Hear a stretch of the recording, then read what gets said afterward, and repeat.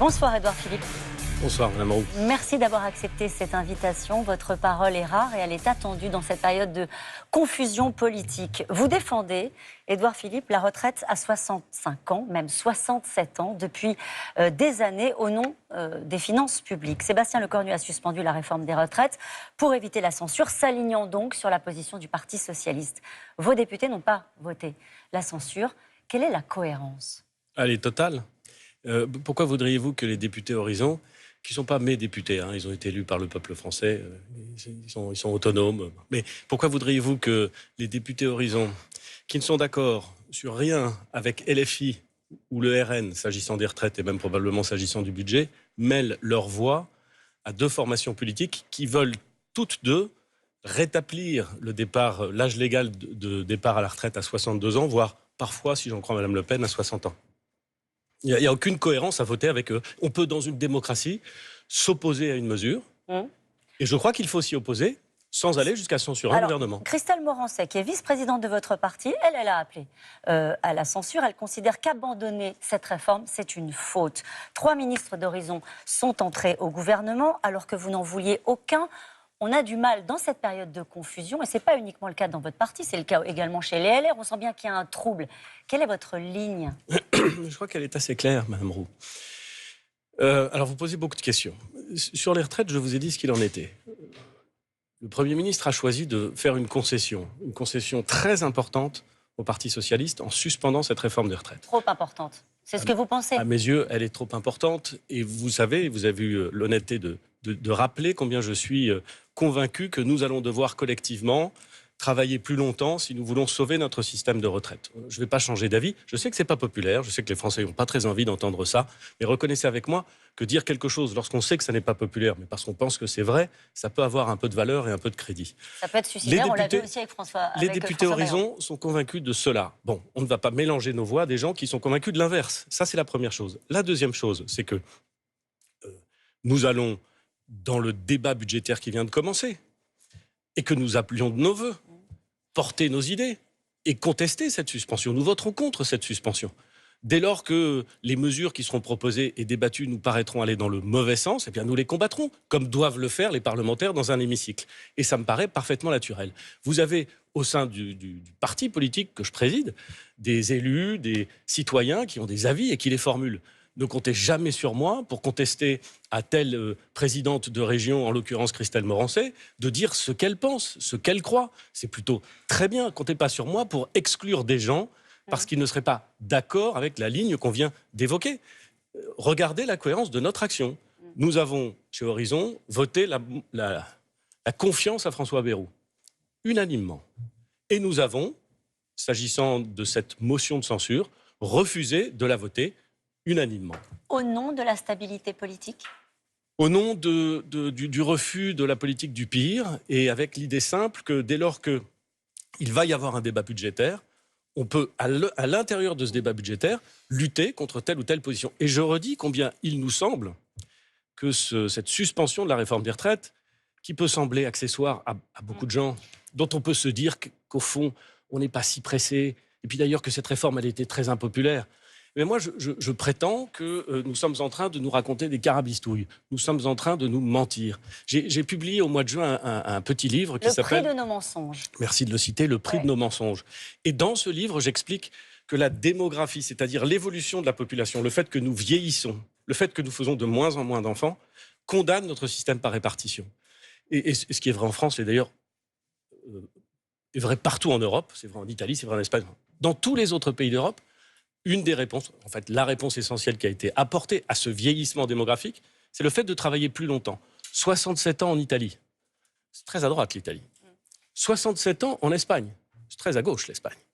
67 ans en Allemagne, où la gauche et la droite se sont entendus sur la nécessité de travailler plus longtemps. Moi je dis très simplement, on peut continuer à se raconter des histoires.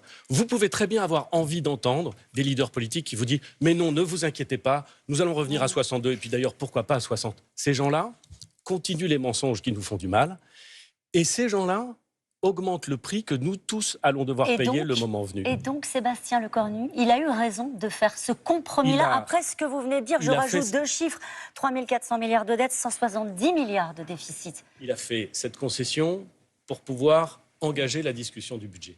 Et je vous ai dit qu'à mon avis, c'était une concession qui allait trop loin et que nous allions donc, dans le cadre du débat parlementaire, lutter contre cette idée, voter contre et essayer de faire en sorte que nous regardions la réalité en face. Et la réalité en face, c'est le vieillissement de notre pays. C'est donc un déséquilibre croissant sur notre système de retraite. Il y a d'autres mesures que vous contestez. Par exemple, ce budget prévoit une augmentation de 14 milliards d'impôts. Ça fait partie de vos lignes rouges. Chez Horizon, on a les idées assez claires. On aimerait qu'il y ait moins d'impôts, moins de déficit. On aimerait que l'argent public serve à investir dans des domaines qui sont essentiels pour préparer la puissance de la France demain. L'école, par exemple, les dépenses d'innovation. On veut, je l'ai dit, réduire le déficit, garantir l'ordre dans nos comptes. Enfin, l'ordre dans la rue, ça me paraît indispensable si on veut pouvoir prospérer. Et donc, nous allons nous battre sur tous ces points à chaque fois qu'ils seront discutés. Lorsque des propositions iront dans le bon sens, on les votera. Nous proposerons des amendements. Et lorsque nous aurons le sentiment que les propositions qui sont faites par le gouvernement ou par les autres parlementaires affaiblissent le pays, eh bien nous voterons contre. Est-ce que vous pouvez imaginer, dans certaines circonstances, justement parce que ce budget ne ressemblerait pas aux convictions que vous défendez ce soir, voter la censure ? Et voter la censure, on ne vote pas la censure quand on n'est pas d'accord. Vous pouvez être en désaccord et lutter. On vote la censure quand quelque chose d'essentiel est en jeu, lorsqu'après la discussion, quelque chose est essentiel. Je m'inscris dans le cadre de cette discussion. Les Français, je suis maire du Havre, comme vous le savez. Je me promène beaucoup au Havre, je passe beaucoup de temps dans la ville, j'écoute ce que me disent les gens. Ils sont consternés par le spectacle que nous donnons. Ils sont pas simplement consternés, ils sont inquiets, ils sont tristes, ils sont déçus parfois. Bon, ils nous disent quoi ? Ils nous disent, entendez-vous, discutez, acceptez l'idée de vous mettre d'accord, puisque vous êtes les représentants du peuple. Est-ce qu'ils vous disent renier vos convictions ? Jamais, jamais. Ils nous disent entendez-nous. Et je n'ai pas le sentiment de renier mes convictions. Est-ce que vous pensez que ce débat budgétaire peut aboutir 149-3, avec une assemblée qui ressemble à un chaudron, avec des partis politiques qui sont morcelés en 70 jours? Je n'en suis pas sûr. Renoncer au 49-3, c'est un pari risqué. Et ce que je constate, c'est qu'il y a souvent au Parlement français une majorité de gens qui s'entendent pour dépenser beaucoup plus. Et donc, je ne suis pas optimiste sur la capacité des parlementaires à s'accorder sur un budget qui serait un budget sérieux, qui serait un budget qui n'aggraverait pas la situation financière du pays. J'observe que la France est engagée normalement sur un déficit de 4,7% du PIB. Bon. J'observe qu'une des premières choses qui a été évoquée, c'est qu'on n'allait pas tenir ce 4,7, mais plutôt aller jusqu'à 4,9. Ça veut dire quoi ? Ça veut dire qu'on rend la situation encore plus dure pour les Français de demain, encore plus dur pour nos enfants. Et je ne trouve pas ça satisfaisant et je ne l'accepte pas. Alors le titre de cette émission ce soir, c'est « Est-ce qu'on a tout essayé au fond pour résoudre la crise politique ?» C'est le titre de cette émission. Votre solution, vous, c'est une élection présidentielle anticipée face à cette instabilité, alors même qu'aucune grande réforme n'est possible pendant les 18 mois restants. Vous avez appelé, et ça a été... ça fait l'objet de beaucoup de commentaires, on va y revenir. Vous avez appelé à la démission anticipée du président. Le chef de l'État vous a répondu, en quelque sorte, en arrivant en Égypte cette semaine. On va l'écouter. Le devoir de tous, c'est d'œuvrer à la stabilité. C'est pas de faire des paris sur l'instabilité. J'ai vu beaucoup de propos qui n'ont pas été à la hauteur des événements. Et je demande à tout le monde de se ressaisir. Je souhaite que le pays puisse avancer dans l'apaisement, la stabilité, l'exigence et le service des Français, avec beaucoup de respect entre les forces politiques. Moi, j'assure la continuité, la stabilité, je continuerai de le faire. Voilà. Est-ce que ça s'adresse à ceux qui étaient hier vos anciens soutiens, voire vos anciens premiers ministres ? Bon, il vous répond et il vous dit il est encore aujourd'hui le gardien de la stabilité des institutions. J'ai pas de querelle avec Emmanuel Macron, Madame Roux. Il y a des gens qui le détestent, c'est pas mon cas. Je travaillais 3 ans avec lui lorsque j'étais Premier ministre. Il est venu me chercher, je ne me suis pas roulé par terre pour qu'il me nomme. J'étais maire du Havre, j'étais député. Et pendant 3 ans, j'ai essayé de mettre en œuvre les engagements qu'il avait pris devant les Français. Je l'ai fait loyalement. Au bout de 3 ans et 3 mois, il a décidé qu'il était temps pour moi de partir et il m'a congédié. Je ne me suis pas roulé par terre pour rester. Et j'ai recommencé mon mandat au Havre. J'ai créé mon parti, il n'était pas favorable. J'ai voulu avoir des élus en 2022, il n'était pas favorable. Et j'ai fait sa campagne en 2022. Et j'ai toujours dit ce que je pensais, de façon très loyale. Je n'ai jamais révélé le contenu de nos discussions et je considère que ça n'a pas à être fait. Mais qu'est-ce qu'on assiste ? À quoi assiste-t-on depuis 2024 ? On a une situation dans laquelle le président a choisi, tout seul, souverainement, de faire usage d'un pouvoir constitutionnel qui lui est réservé, celui de dissoudre l'Assemblée nationale. Il ne l'a pas fait pour résoudre une crise, il ne l'a pas fait parce qu'il y avait un désaccord avec l'Assemblée, il l'a fait, nous a-t-il dit après, pour obtenir une clarification. Or, qu'avons-nous obtenu en fait de clarification? Une Assemblée ingouvernable, éclatée en 3 pôles, une absence totale de transformation des choses. C'est sa responsabilité, ça? C'est le choix des Français, Édouard Philippe. Si vous m'autorisez, je voudrais terminer ce que je suis en train de vous dire. Des politiques publiques qui n'avancent plus, des réformes nécessaires qui ne sont pas faites. Je vous ai dit que j'étais maire du Havre. Il n'y a plus aucun projet d'investissement industriel au Havre en ce moment. Ils sont tous sur pause ou ils vont tous se faire ailleurs. Ce qui m'angoisse terriblement pour l'avenir de ma ville ou pour l'avenir de ceux qui y travaillent. Il se trouve qu'en décidant de dissoudre, le président de la République a fait un pari. Il est audacieux, il aime faire des paris. Redonner la parole aux Français, pardon, je me permets juste... Redonner la parole aux Français, bien sûr, pour obtenir une clarification. Eh bien, lorsqu'il a fait cela, il s'est exposé, parce qu'il a pris un risque, à un résultat qui ne clarifie rien du tout et qui ne permet plus rien du tout. Moi, je ne suis pas du tout pour qu'il démissionne demain matin, ce serait désastreux. Je ne suis pas du tout pour qu'il démissionne parce qu'il serait impopulaire. Des présidents impopulaires, on en a connu. Il y en a eu. Bon, j'ai jamais appelé à leur démission. Ça n'est pas du tout parce qu'il est impopulaire qu'il devrait, à mon avis, penser à un départ ordonné. C'est parce que plus rien ne peut se faire aujourd'hui et que plus rien ne se fait. Et donc, il me semble, comme il est le chef de l'État, comme il a été investi par les Français d'une responsabilité exceptionnellement lourde et difficile, qu'il devrait, peut-être en prenant exemple sur des prédécesseurs, et notamment le général de Gaulle, essayer d'organiser un départ qui nous évite, pendant 18 mois, de continuer à vivre dans cette situation de blocage, d'instabilité, d'indétermination, dont, pardon Madame Roux, ça n'est pas simplement une crise politique à l'Assemblée nationale à laquelle nous assistons. C'est une crise très profonde sur l'autorité de l'État, sur la légitimité des institutions. Et il me semble que le chef de l'État a une responsabilité éminente de garant des institutions. J'aimerais que vous en parliez avec Anne-Charlène Bézina, avec plaisir, qui va nous rejoindre. Anne-Charlène qui est constitutionnaliste et qui veut vous parler, au fond, de l'affaiblissement, bonsoir Anne-Charlène, merci de nous rejoindre, de l'affaiblissement de la fonction présidentielle. Oui, alors la première question que j'aurais à vous poser, c'est peut-être celle de la faisabilité juridique d'une hypothèse que vous avez mise sur la table, qui est celle d'une démission anticipée. Alors, comme vous l'avez dit, on est dans une épreuve de vérité, et je pense précisément que... Par définition, une démission, c'est anticipé. Alors, la campagne est anticipée de 35 jours seulement.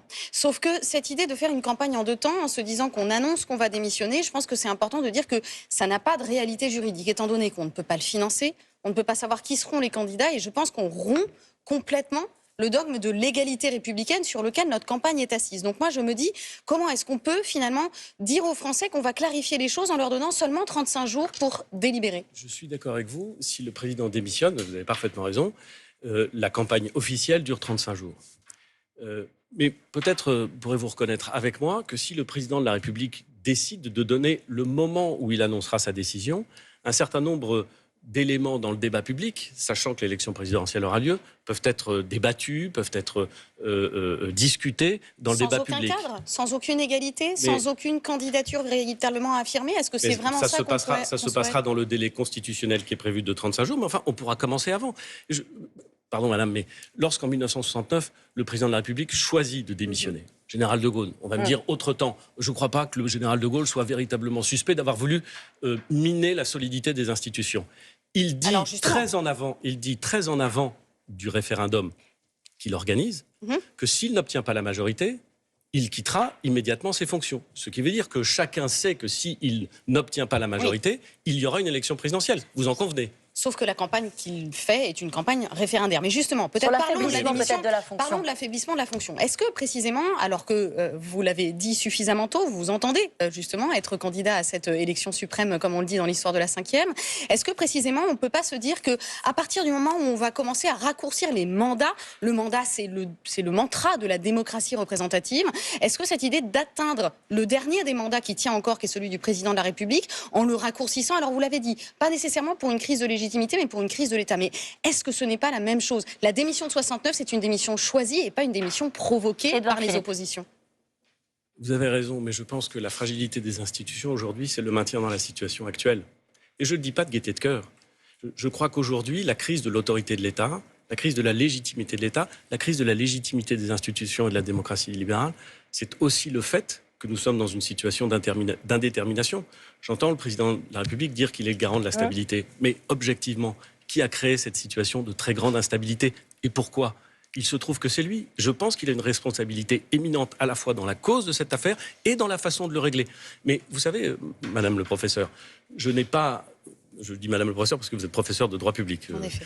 Je n'ai pas formulé cette position parce que je pensais qu'elle serait populaire ou parce que j'espérais convaincre le président.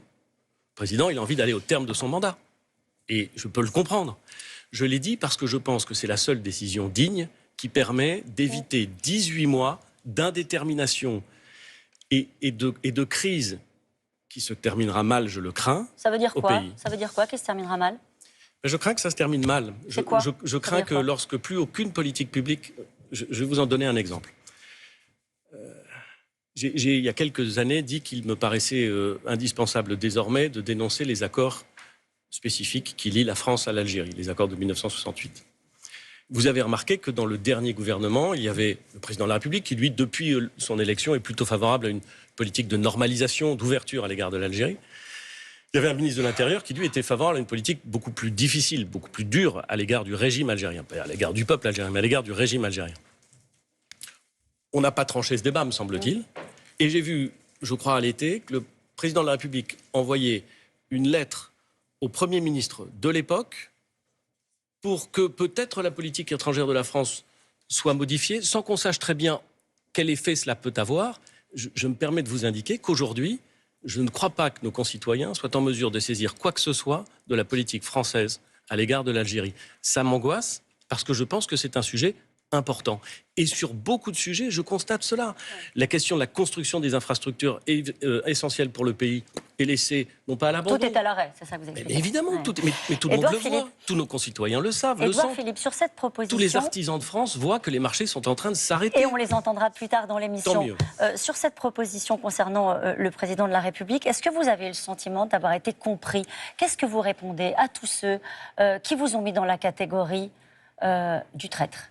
De tous ceux qui disent comme Éric Dupond-Moretti, les rats quittent le navire. Qu'est-ce que vous leur répondez à eux? Je leur dis que dire ce qu'on pense, ça n'est jamais trahir. Qu'en revanche, ne pas dire ce qu'on pense, c'est souvent trahir. Se trahir soi-même et trahir l'exigence que l'on doit avoir à l'égard de son pays. Je dis ce que je pense. Pardon de vous le dire, j'ai beaucoup de respect pour le président de la République qui m'a nommé Premier ministre, mais je ne lui dois rien. Il est venu me chercher et puis il a cessé ce travail collectif que nous avions engagé. Quand il l'a souhaité, il en avait parfaitement le droit. Mais la rupture est consommée, c'est ça qu'on entend. Encore une fois, je vous ai dit ce que je pensais. Ouais. J'aimerais que le président de la République, je trouve qu'il s'honorerait à trouver la façon la plus digne pour lui et pour les institutions de régler cette crise. Peut-être une question de téléspectateurs, si vous êtes d'accord, avec Adrien Roire. Bonsoir Caroline, bonsoir Monsieur Philippe et bonsoir à tous. Merci d'ailleurs, vous à la maison qui avez été si nombreux à nous poser vos questions sur le site franceinfo.fr. Comme à chaque émission, on va faire un petit tour de France ensemble. Ce soir, on va aller à La Rochelle, à Bléré, à Voiron, à Craponne, à Beauzelle. Je ne peux pas évidemment citer toutes les villes d'où vous nous avez écrit, mais je vous ai préparé en revanche un nuage de mots qui dit... d'une certaine manière, la température, la tendance de vos questions et on y ressent une exaspération des Français qui tout à la fois parlent de mépris, parlent d'irresponsabilité, des téléspectateurs qui cherchent à déchiffrer la psychologie du personnel politique et du président de la République. Vous allez ce soir répondre à Claudine. Claudine, elle a 62 ans, elle est retraitée de la fonction publique, elle habite à La Rochelle. Et elle vous pose une question dont elle espère que vous ne vous sortirez pas... par une pirouette, voici ce qu'elle vous demande. Vous qui connaissez bien le président, Monsieur Philippe, est-ce qu'au fond, vous diriez qu'il est doué pour beaucoup de choses, mais pas pour la politique? Alain Duhamel au départ, il me semble. C'est une analyse d'Alain Duhamel. Je dirais qu'il est, à l'évidence, très agile intellectuellement, à l'évidence cultivé, extrêmement audacieux, et la façon dont il a conquis le pouvoir en 2017 traduit cette audace. Mais je trouve aussi que dans l'inconstance de certains choix, il place le pays, et singulièrement depuis 2022 et depuis 2024, dans une situation qui n'est pas bonnes et qui elles sont faites. Je le crois très sincèrement. Et c'est d'ailleurs assez difficile de répondre complètement. Alors vous allez dire que c'est une pirouette, je ne voudrais pas donner le sentiment à Claudine de répondre par une pirouette. Mais je n'ai pas un regard... Vous savez, ce n'est pas tout blanc, tout noir, ce n'est pas tout positif ou tout négatif. Il y a des choses dont je trouve qu'elles ont été bien faites par le président. Mais très sincèrement, sur la décision de changer de Premier ministre en 2024, sur les causes et les raisons données à cette dissolution, sur la façon dont il convoque une session extraordinaire au mois de septembre dernier, au mois d'août et septembre dernier, pour un vote de confiance du Premier ministre qui n'est pas travaillé, je trouve qu'il y a peut-être un peu de désinvolture à l'égard des institutions et à l'égard de l'autorité de l'État. Et j'en suis désolé, parce que je pense que c'est ce qu'il y a de plus important dans notre pays. Et les a abîmées, les institutions? Non, ou elles sont plus solides que cela? Les institutions, elles sont solides quand on les sert. Quand on s'en sert, elles peuvent vite devenir fragiles. Est-ce que le président, mis à part, la majorité relative, n'est pas quand même aussi un des éléments qui explique la situation? Et comment feriez-vous si demain, après une même dissolution, les mêmes 11 groupes se signalaient à l'Assemblée? Mais je pense que la crise serait encore plus grave. C'est bien d'ailleurs le problème d'une dissolution n'est pas du tout le problème de redonner la parole au peuple. Marine Le Pen dit qu'ils ne veulent pas la dissolution parce qu'ils ont peur du peuple. Mais on ne peut pas avoir peur du peuple ni peur des élections. On peut savoir que ça va être difficile. On ne peut pas avoir peur du peuple ou peur des élections quand on fait de la politique ou quand on est un démocrate. Il ne s'agit pas de ça. Il s'agit de l'hypothèse dans laquelle, après la dissolution, le pays est dans le même état d'ingouvernabilité avec ces trois blocs. Et là, je peux vous dire quelque chose, c'est que les institutions, elles vont turbuler. Et pour parler, je ne devrais pas le faire comme ça, mais pour parler comme mes fils, elles vont turbuler sévère. Et donc je pense que si on a le sens des institutions, on les sert et on se rend compte qu'on n'est pas très loin d'une crise majeure qu'il est préférable d'éviter, me semble-t-il. Merci beaucoup, Édouard Philippe, d'être venu sur ce plateau ce soir. Merci.